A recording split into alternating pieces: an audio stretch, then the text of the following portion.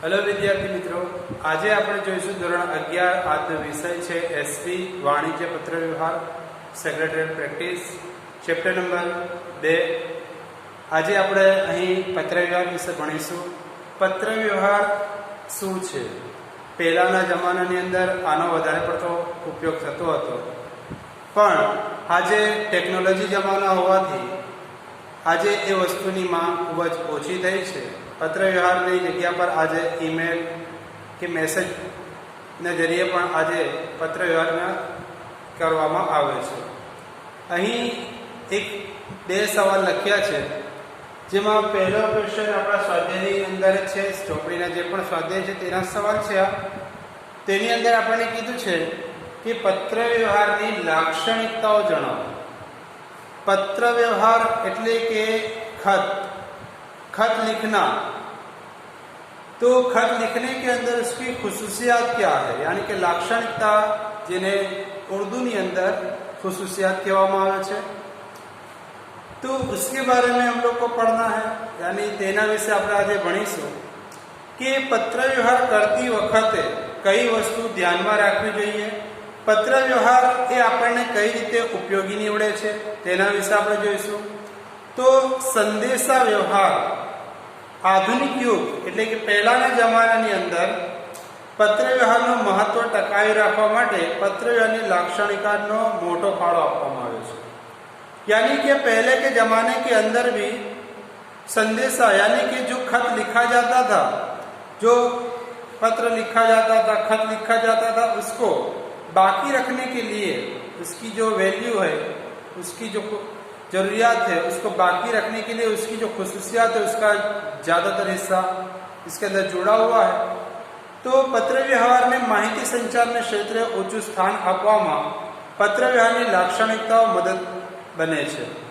यानी कि पत्र व्यवहार माहिती संचार यानी कि किसी जानकारी का देना, किसी जानकारी का लेना, उसके स्थान को, यानी कि वो अपनी खुसूसियात जो है, यानी कि वो चीज़ हमारे पास एकदम सेफ होती है, हमारे पास एक प्रूफ के रूप में यानी डॉक्यूमेंट के रूप में भी हमारे पास बाकी रहती है। आ लाक्षणिकता नीचे मुझे वर्णवी शकाय, यानी कि उसके बारे में हम देखेंगे नीचे दिए गए मुद्दे, जिसमें पहला दिया हुआ है संदेशा के माहितीनी आपले माटेनी ते बे खूब सरल और सस्ती पद्धति है।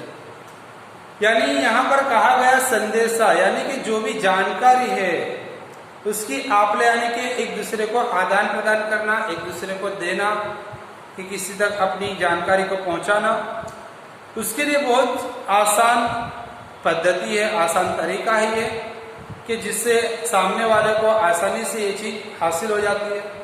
પત્રના બંને પક્ષકારો એટલે કે પત્ર લખનાર અને પત્ર મેળવનાર બંને માટે ઉપયોગી છે। यानी जो पत्र लिख रहा है वह, यानी कि जो खत लिख रहा है वह, और जो खत पढ़ रहा है यानी कि जिसको खत मिल रहा है, वो दोनों के लिए ये जरूरी है और ये एक दूसरे को जोड़ने वाली कड़ी भी है। इसीलिए बताया गया कि इसके लिए यानी कि તેને સ્થળ, અંતર અને સમયની મર્યાદાઓ નડતી નથી। यानी इसके लिए कोई जगह, कोई वक्त मुकर्रर नहीं है, इसको कोई हद रोक नहीं सकती। ये पत्र एक जगह से दूसरी जगह जाने में वक्त लगता है, लेकिन वहां तक पहुंच ही जाता है। જે ધંધાકીય માહિતી માટે પત્ર વ્યવહાર કરવામાં આવે છે તેને માટે આધારભૂત પુરાવો બને છે। यानी कि अगर कोई काम धंधा, कोई बिजनेस अगर इससे किया जाता है, उसकी जानकारी अगर दी जाती है, तो बिजनेस के अंदर ये खत जो होता है ये एक हमारे पास एक प्रूफ के रूप में, एक सबूत के तौर पर हमारे पास बाकी रहता है, जिसकी वजह से अगर कोई इंसान अपनी जो जवाब दिया या अपनी जो राय की, जो मशवरा था, अगर उससे अगर मुकर रहा है, तो हम लोग अपने पास ये रखा हुआ दस्तावेज यानी कि ये खत, उसको बताकर हम अपना सच साबित कर सकते हैं। उसके बाद તેના દ્વારા ધંધાકીય रहस्य की ધંધાકીય માહિતીને गुप्त રાખી શકાય। यानी कि किसी भी जानकारी को हमारे पास गुप्त रखने के लिए, यानी कि वो किसी को बताना ना हो, यानी कि उसको राज रहने देने के लिए भी पत्र यानी कि खत हमें मदद करता है। और ભવિષ્યમાં જરૂર પડે ત્યારે જે તે માહિતીને ફરીથી ઉપયોગ કરી શકાય છે। यानी कि जब ये खत हमारे पास में रहेगा तो इसका जवाब देने के लिए आने वाले वक्त के अंदर हम इसको दोबारा दोहरा सकते हैं और उसका जवाब दे सकते हैं। इसीलिए कहा पत्रों ने प्राप्त करवानो તેમજ મોકલવાનું સરળ છે, यानी कि खत को हासिल करना और भेजना ये बहुत आसान है। पत्र लखनार के मेळवना जोड़ती कड़ी है, यानी कि पत्र लिखने वाला और पत्र पढ़ने वाला, यानी खत लिखने वाला और खत पढ़ने वाला, ये दोनों को आपस में जोड़ती हुई एक कड़ी है। उसी के साथ साथ में पत्रનું લખાણ કંપની, પેઢી, સંસ્થાની એક છાપ ઊભી કરે છે, यानी कि ये जो खत है, ये खत किसी भी कंपनी या कोई संस्था हो या कोई पीढ़ी हो जो आपस में एक दूसरे को जोड़ता भी है और उनकी एक रेपुटेशन यानी कि उनकी एक अच्छाई बयां करता है। उसी के साथ साथ में पत्र कंपनी, पेढ़ी के संस्थाનો मौन स्वरूपे प्रतिनिधित्व दर्शावे છે, यानी कि यही खत पेढ़ी या तो कोई संस्था के लिए या कंपनी के लिए अपना एक वर्चस्व यानी अपनी एक इमेज, अपनी एक छाप, अपनी एक पहचान बनाए रखता है और टिकाए रखता है, जिसकी वजह से पत्र व्यवहार जो है वो बहुत आसान और सरल है, यानी आसानी से हम पत्र व्यवहार कर सकते हैं। उसी के साथ साथ में यहाँ पर दूसरा भी एक क्वेश्चन, यानी कि वाणिज्य पत्र शैली यादी आपी વધુ પ્રચલિત શૈલીઓને માળખું આપી સમજાવો, यानी पत्र व्यवहार वाणिज्य, यानी कि जब किसी लैंग्वेज के अंदर, किसी भाषा के अंदर हमें कोई पत्र के बारे में जानकारी देनी हो, यानी हमें कोई जानकारी अगर किसी को देनी हो तो हम खत के जरिए से शैली यानी हमारे लिखने की जो लिखावट है आसान भाषा में, आसान शब्दों में होनी चाहिए, यानी सामने वालों को समझ में आ जाए। और किस तरीके से यहाँ लिखा है प्रचलित शैली, प्रचलित यानी कि जो आज तक चल रही है उसका इस्तेमाल आज भी हो रहा है, प्रचलित बताया। शैली लिखने की कला, माणखू, माणखू यानी इसका एक डायग्राम जो मैंने यहाँ पर पहले से दो बनाए हुए हैं, इसमें एक दिया है फुल्ली ब्लॉक शैली और दूसरा बताया मॉडिफाइड ब्लॉक शैली। ये दोनों जो शैली यानी कि दोनों जो तरीके हैं उस तरीके से हम पत्र व्यवहार कर सकते हैं, जिसके अंदर पहला हम लोगों को दिया है। ऐसी बहुत सारी शैली है, लेकिन इन शैलियों के अंदर अगर देखा जाए तो तकरीबन 6 शैलियां हैं। पहली जो शैली है वो बताया हम लोग को फुल्ली ब्लॉक शैली, दूसरी अपनी मॉडिफाइड ब्लॉक शैली, तीसरी सेमी इंडेंटेड शैली, चौथी है फुल्ली इंडेंटेड शैली, पांचवी है हैंगिंग इंडेंटेड शैली और छठी है नौमा शैली। यानी कि 6 किस्म की शैलियां यानी कि तरीके हम लोग को बताए गए हैं।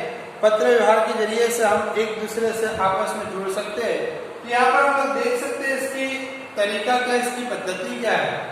तो सबसे पहले मथाणु यानी कि हेडिंग देना है, हम किसको पत्र लिखते हैं उसके बारे में।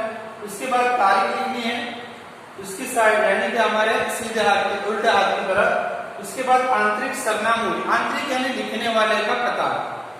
उसके बाद संबोधन यानी किसको हम लिख रहे हैं उसके बारे में लिखना है, उसका एड्रेस हम लोग को यहाँ पे लिखना है। उसके बाद विषय रेखा, विषय यानी किस हालात के ऊपर, किस वजह से हम उसको पत्र लिख रहे हैं, खत लिख रहे हैं, उसके बारे में बताना है। उसके बाद हम लोग जब खत के बारे में बताएंगे उसके बाद बीच के हिस्से में पत्र न संदेशा विभाग, यानी कि जो पत्र के अंदर जो मेन इंफॉर्मेशन है, मेन जानकारी जो है हम उसके बारे में लिखेंगे। जब वो जानकारी दे देने के बाद हम लोग को शुभेच्छा दर्शक समापन, यानी कि पत्र के अंदर उनको शुभेच्छा दर्शक समापन के रूप में उसको अभिनंदन करेंगे, समाप्त करें खत को।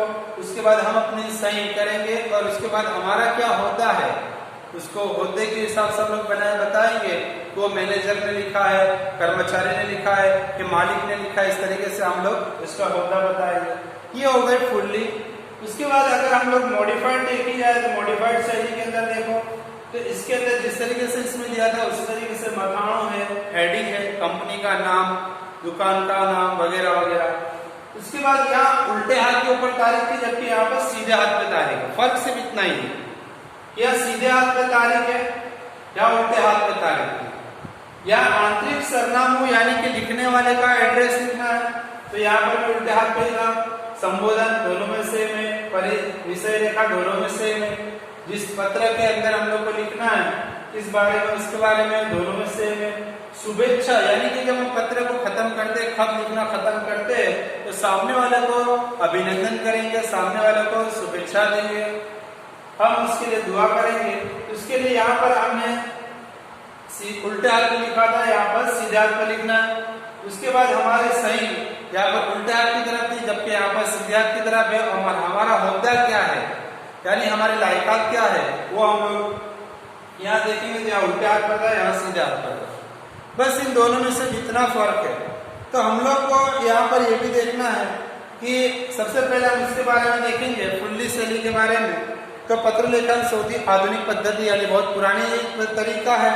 इसके अंदर तारीख, सरनामा, संबोधन, विषय रेखा जो मैंने यहाँ पर लिखा वो सारी चीजें उसकी दावी तरफ बतानी है। उसके बाद हम लोगों को जो लिखना है कि पत्र का जो बिल्कुल खाली हिस्सा है दाहिनी तरफ उल्टे हाथ की तरफ, उसके अंदर हम लोग क्या लिखेंगे, तो जो माहिती हम लोग को देनी है वो तमाम चीजें, और इसके साथ साथ में इसके अंदर जो निशानियां होती है अल्प विराम, पूर्ण विराम, वो सारी चीजें इसके अंदर बतानी है। उसी के साथ साथ में ये बहुत आसान तरीका है और मुफीद भी है। इसी के साथ साथ में हम लोग ने देखा कि मॉडिफाइड ब्लॉक शैली के अंदर भी वैसा ही था, लेकिन इसके अंदर थोड़ी प्रचलित शैली ये भी है, लेकिन इसमें थोड़ा अलग है कि जो पत्र का सरनामा हम लोग ने लिया, संबोधन, विषय रेखा, पत्र का संदेशा जो भी था उसको भी दावी तरफ लिखने बताया था।